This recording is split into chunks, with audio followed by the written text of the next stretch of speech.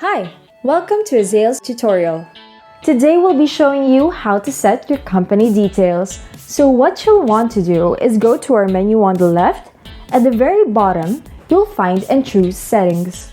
You're just going to click Company Settings under General.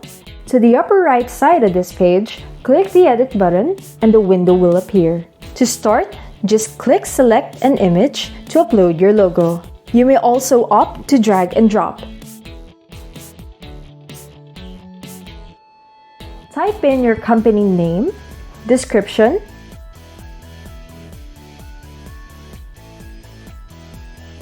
address,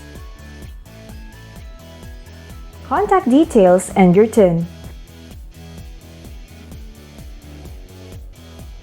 Now, down here we also have an auto archive age. You may choose minutes, hours, or days. This allows you to set the duration of how long your transactions are modifiable for regular users and set the start date for the auto archive. Is it when it was created or last edited?